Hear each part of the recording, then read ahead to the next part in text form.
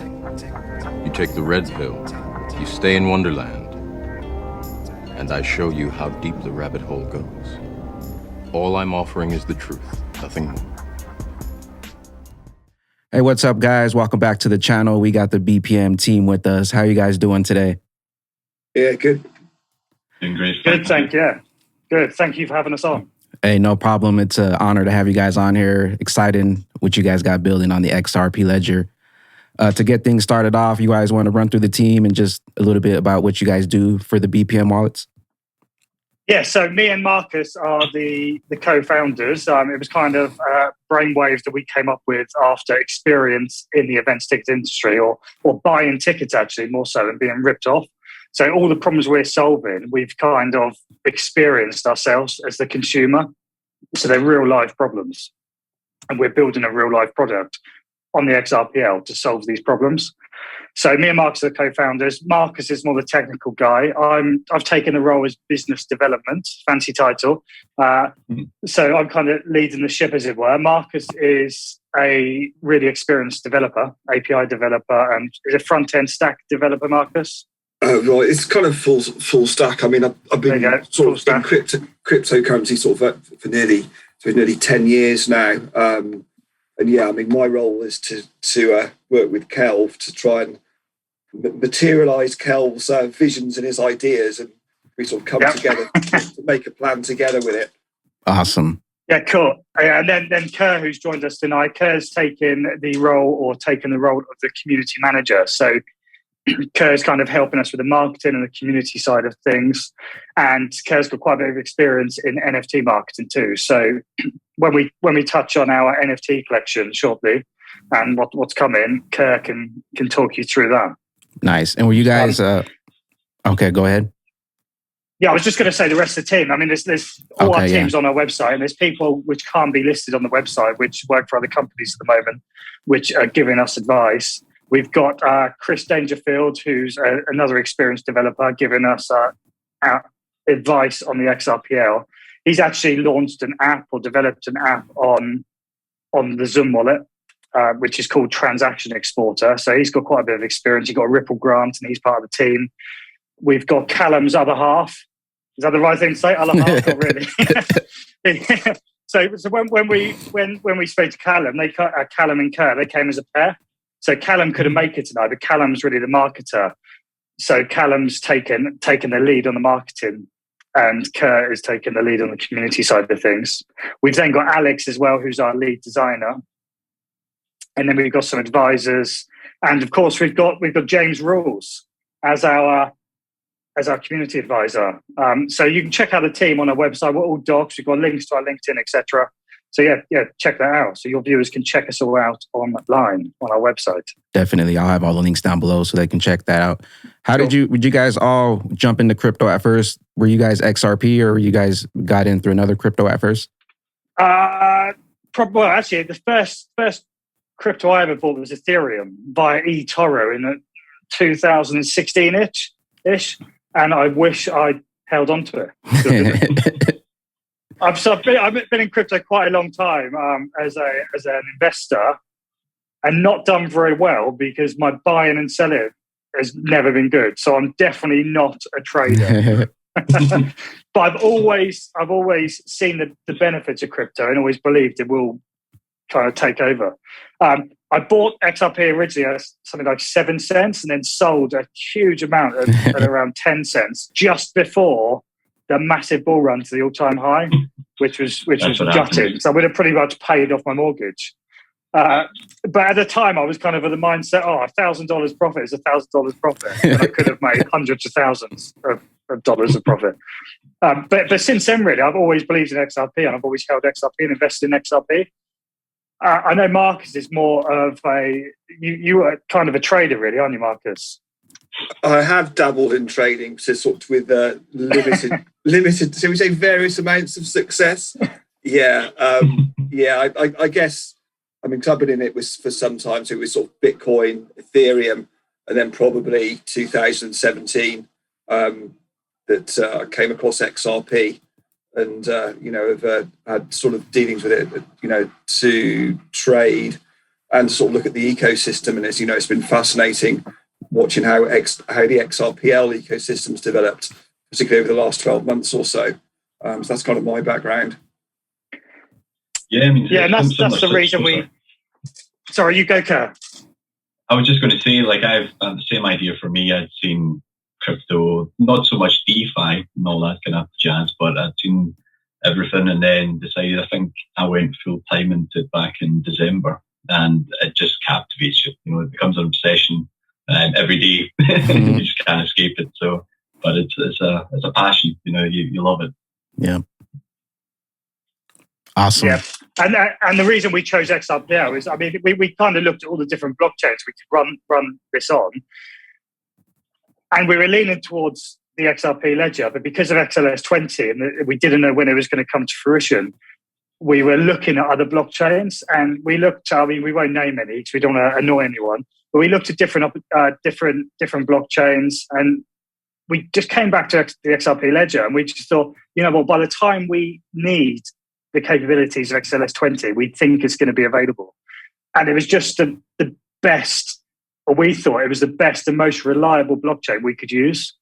And that's why we landed on the XRPL. Definitely. And now you guys are working on BPM Wallets. You want to give us a quick breakdown of what BPM Wallets is and like the industry problems you guys are trying to fix with the ticketing industry? Yeah, so I don't know whether you're breaking up or it's my signal. I've got really bad signal internet at home. So if I do break up, yeah, just tell me and I'll try and move closer to the router. Seems fine on my end. That's good, yeah. I moved to the country, to the sticks. Obviously, I'm at home tonight from my garden office doing this. And the internet is not great here. We still haven't got fibre, but we will have it soon. The road has been dug outside the house. So soon I'll have a really good broadband connection at home. So yeah, back to BPM Wallet and the problems we're solving. Something like 40% of tickets in the primary market are currently bought by bots and touts, which are then sold in the secondary market to genuine fans at inflated prices. And these can be huge inflated prices. And basically just genuine fans are being ripped off by people looking to exploit them. Touts, pretty much, who are taking all the tickets from the primary and holding the genuine fans a ransom, pretty much, in the secondary. So I mean, some examples are like 5 times the price of the face value of the ticket. And if you want to go to a concert or the festival or the music festival or the gig, the sports event, you have to pay these inflated prices because that's your only option. There's another issue with tickets is the scams. Scams arrive. So scams, and there's 2 sides to a scam, actually. It's fake tickets, which is a prime example in the Champions League final the other night, Saturday night, where the French authorities have come out and said was this 40 or 60,000? I've read 2 different articles quoting different numbers. So between 40 and 60,000 of the tickets apparently were fake tickets. But who knows? I mean, that does seem a massive amount of fake tickets. And people... They said it was about 75% or 70% of tickets, which is... but if it was, you know, it's crazy. It's absolutely crazy. Yeah, and that's because people was probably so desperate to go, they were buying them in the secondary market, and con men, pretty much, scammers, were taking advantage of them and selling fake tickets. I know people are disputing that number because people were saying, well, my ticket was definitely genuine. I know there was an example. They got it from a defender, a Liverpool player. So it was definitely a genuine ticket, but the authorities said it was a fake ticket and didn't allow them in. Our tokenized ticketing completely gets rid of that. Like, it solves that issue, and that will never be a problem again with tokenized tickets because it proves your authenticity. You cannot fake one. So situations like that will not occur, and there will never be an argument over the authenticity because with tokenized ticketing, that will not happen. On top of that, we're personalizing the wallets. So it'll be verified wallets. So the event organizer will know exactly who owns which ticket. There'll be a verified KYC profile, which adds an element of security, which is unknown at the moment in live events. So situations like that and any argument over the authenticity or who owns what ticket will never occur again using BPM Wallet. There's also the other side of the scammers, though, where the ticket never arrives. And this is quite rife too, where people will buy a ticket, they'll send the money by bank transfer or, PayPal friends and family, so the seller doesn't want to pay any fees, and the ticket just never arrives. In one way, if you're going to be scammed, that's better than traveling to an event, getting to the gate and finding out you've got a fake ticket and you can't get in. Because I've done that for a music festival on a Friday night and it sucked. Absolutely sucked. So that's two like massive industry issues which we will be solving. The third is security, as I just touched on. Now, security, once a ticket is exchanged hands in the secondary market, the event organisers don't have a clue who owns that ticket. It may exchange hands 10 times, 20 times maybe. If it's being bought and sold, the event organisers don't know who is coming to their event, which is a pretty massive security flaw, really. With BPM Wallet, it'll be a verified profile. So the ticket will sit in your wallet and it'll be a verified wallet. So when you get to the gate, you'll scan the ticket. And for a backup, they can also scan your face, which will link back to our system, our platform, and verify you are the ticket owner, so you haven't got someone else's phone. So, yeah, we're kind of covering all aspects to counter the problems within the market, but also add other benefits to the market in terms of what NFT ticketing can bring and the immersive experiences and the NFT artwork that can come with a ticket. And also, like, there's so much basically we can do and so many avenues this can take us down. It's really exciting and so much more than what is on offer today. Yeah, I think it's incredible, man, because not only did you get the XRP blockchain, and then you're cutting out all the middlemen that are trying to do the scams and stuff, so you don't got to deal with all that stuff. And this is all on the XRP ledger? Safe and secure. This is all on the XRP ledger? Yeah. Yes. So the tickets will be issued as SFT, so semi-fungible tokens, on the XRP ledger. And then once they're used or they're expired, they'll turn into an NFT, which will be a memorable ticket, basically, which can be anything, which could be a limited edition piece of art. It could vary depending on what type of ticket you had or how long you were at the event for. There's so much we can do with it where artists can reward their fans by sending them, they can send them free tickets via the blockchain. They could send them limited edition artwork. They could send them exclusive tracks as NFTs.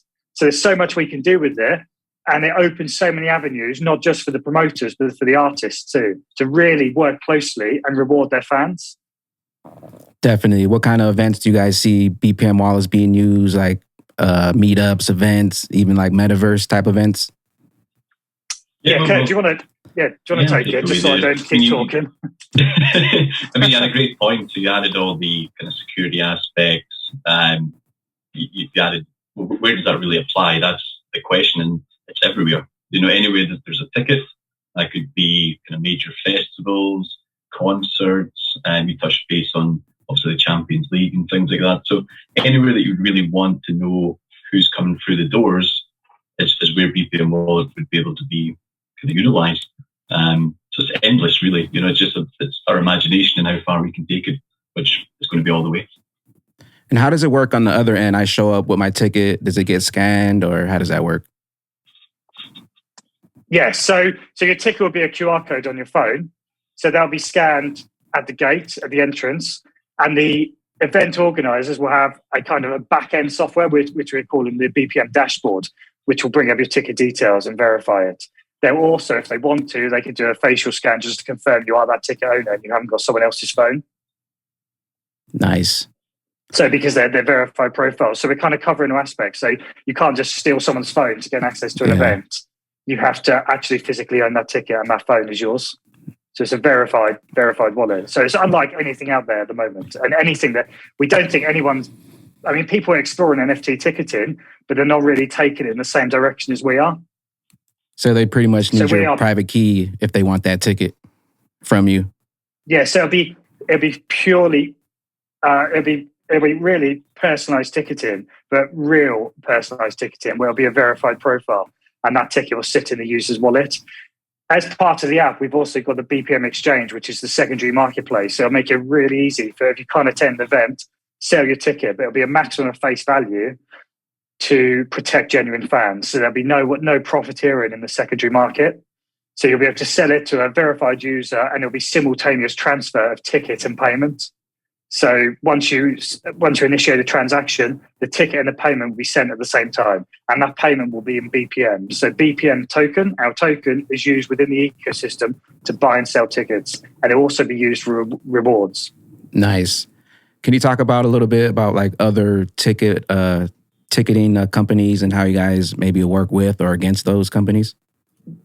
I'll take this one, shall I? So, I mean, when we started doing this, we thought we could work direct with the festival, so we could cut out the likes of Ticketmaster, etc., the big primary ticket agents. But it quickly became apparent that wasn't going to work. And if we wanted adoption, and kind of, I hate the word, but mass adoption. So if we wanted mass adoption, we wanted this to be really adopted and really used in the real world, we were going to have to work with them. We were going to have to integrate into their systems. We've had so many conversations with industry experts, whether that's festival organisers, sports venues, etc. We spend months really on Zoom calls. We almost had we spend nearly every day on Zoom calls for ages. And one of the first calls we had was with a music festival promoter, and he said straight away, "I'm tied into a contract. I'm tied into a 4-year contract. They give me cash up front for tickets and for the revenue share." And I get, the revenue share from the booking fee. So basically, they earn these festivals and events. They'll get a percentage of the booking fee. They'll get that paid up front, plus they'll get a lump of the ticket money paid up front. And they're tied into contracts. Maybe 75% of their tickets need to go through the primary agent. So, if we didn't have that conversation, we may have gone down the completely wrong path. That conversation has been really vital to the path we've taken. And it was clear from day one that we had to work with the primary ticket agents if we wanted adoption and not against them. And that's where Marcus's skills come in, because he's an experienced API developer. So we will be integrating, we'll be offering a solution to integrate into the primary ticket agents solutions, software. And the smaller events, I mean, kind of every event though, which we've spoken to, are tied into contracts. So, but if they've got an allocation which they could sell direct or elsewhere outside of the primary ticket agents, that might be, say, a 25% allocation, then they will be able to sell that direct in our marketplace. So that'll be festival to consumer, peer-to-peer type thing, direct, without even going through the primary ticket agents. But for the bulk of the tickets, they will need to go through the primary agent, which they'll be issued to the buyer's BPM wallet as an SFT. Nice. And all this... let's get Marcus in here. And all this happens once XLS 20 pops off. What happens once XLS 20 drops?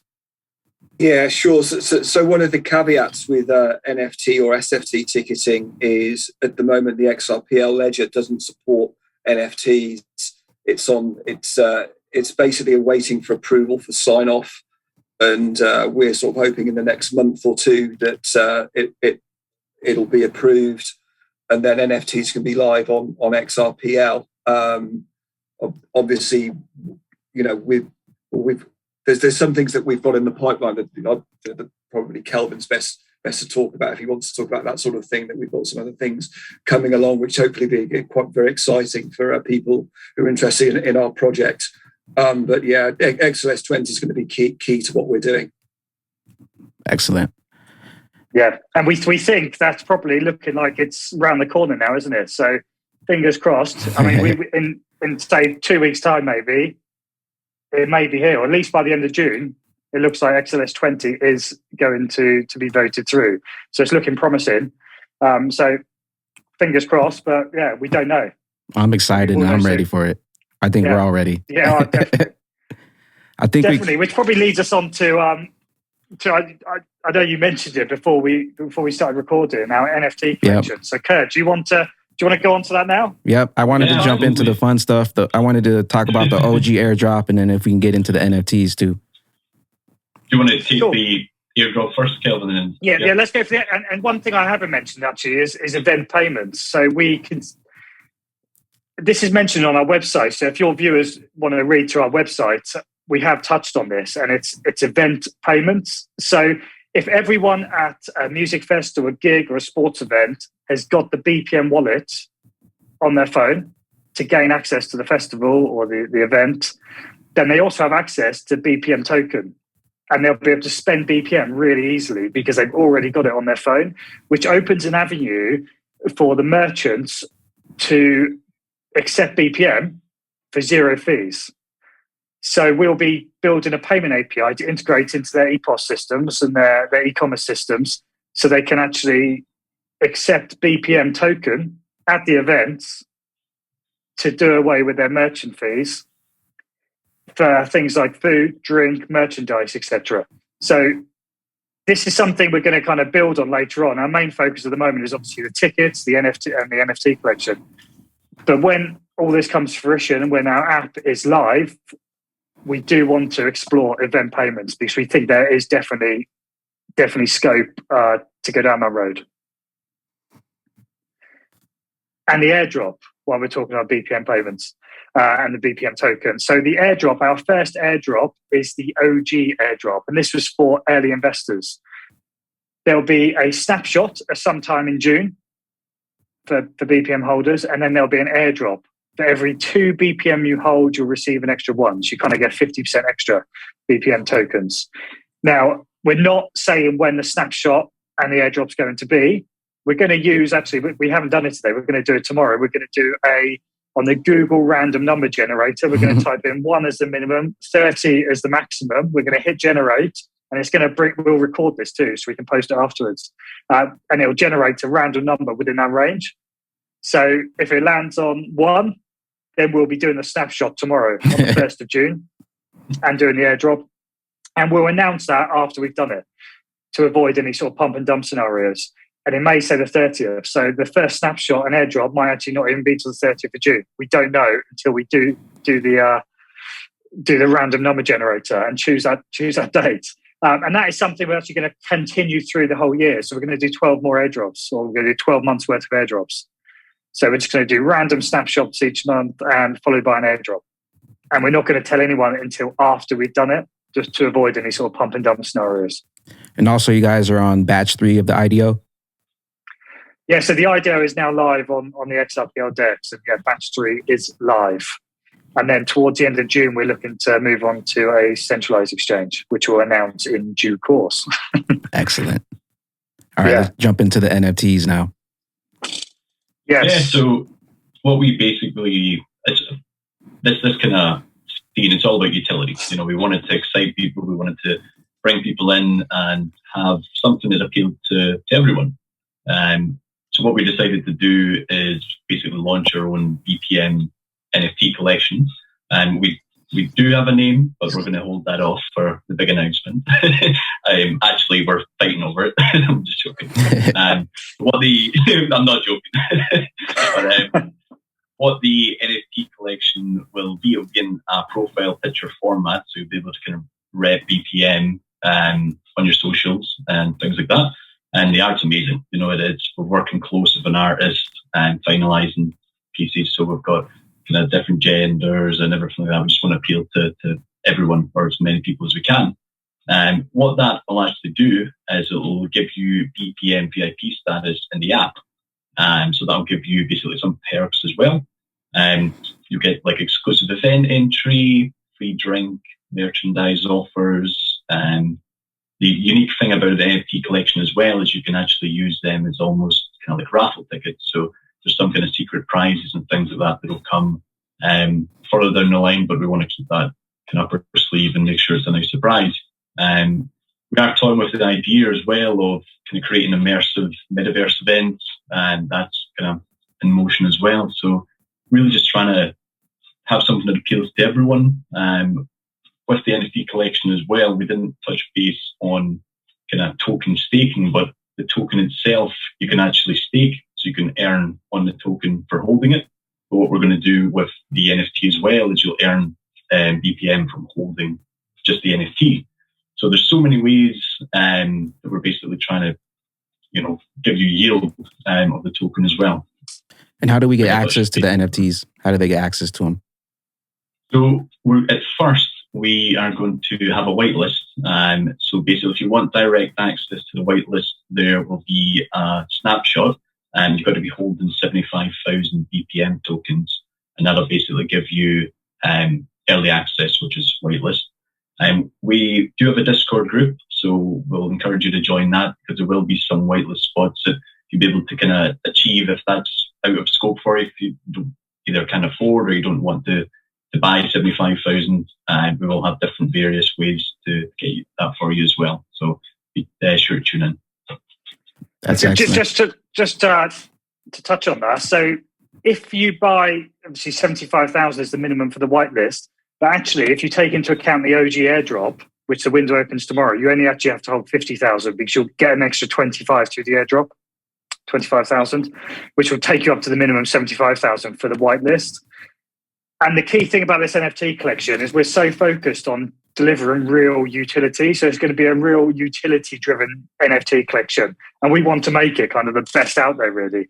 And I think with what we're building, we're in a position to do that, where we can easily offer really exclusive event perks.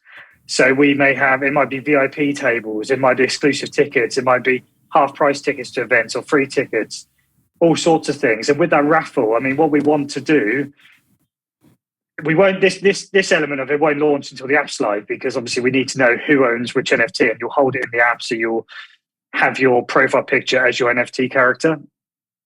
I almost said the name there. So, but we want to like offer exclusive trips. So maybe you can win a trip to Coachella, for instance, and it'll be wherever you are in the world, it'll be a private jet and tickets to Coachella for you and your friends for the weekend, or maybe to the Ibiza closing parties, or Las Vegas for the weekend, or to a Conor McGregor fight, say, or a show with the XRP bags. Yeah, exactly. Or that. Yeah, exactly. Yeah. So you could be a support artist. Nice. Yeah. So yeah, there's so much we can do with this, and yeah, it's just exciting, really. I think they go hand in hand so well, and what we're building is really going to help us deliver real utility to these NFTs and real use case for the token too. So yeah, all good, and we're looking forward to it. We're looking forward to what the future holds. Yeah, the future is definitely bright, especially with you guys jumping in, because I'm excited because I make music and stuff, and I plan on having events, concerts, meetups, all that good stuff. So I'm really excited. You guys are building on the XRP Ledger. Just a couple years ago, there was really nothing going on with the XRP Ledger. Nobody was really building on it. Now it's starting to heat up, so I'm excited. Yeah, and I think more and more good real-world projects will start coming along. Obviously, there's going to be loads of NFT collections launching with XLS20. But when you're a developer and you're looking at the different blockchains, you can't argue with how good the XRP Ledger is. Like, and we've been through this process. So I think more and more real-world projects will start flooding to the XRP Ledger. And maybe at the moment, like the whole court case and the SEC stuff's holding people back. But actually, when you look past that, it's just, I think it's just really good. And the future is bright. So, yeah. Thank you, guys. I think we pretty much covered a lot on this was a pretty good call here. Is there anything, guys, you wanted to add it in here before we get going here? I'll drop all you guys' links down below, Discord, Twitters, white papers, all that good stuff, so you guys can check that out. Cool. Yeah. Do you want to touch on anything, Marcus or Kerr? Everything's been covered from my point of view. Thanks for your time. Appreciate you guys. Thanks for having us on. Yeah, you guys got an awesome team. You guys are phenomenal, and I'd like to have you guys back anytime you guys have any updates or anything like that. And I look forward to working with you guys in the future, and I'm excited for the XRP Ledger in the future. Thank you, guys. Yes, thank you very much. Thank you. Thank you. I be getting bags till we blast off. Haters stay mad cause we popped off. Free that standard and drain that swamp. We that squad. Mothership launch way off AIRDROP. All them XRP tokens went off. Shout out we say when cause my son on lock. They try to hold us down but we took that spot. BTC what baby XRP. They're supposed to pop 4th of July. Gary knows the truth when on TV then he lied.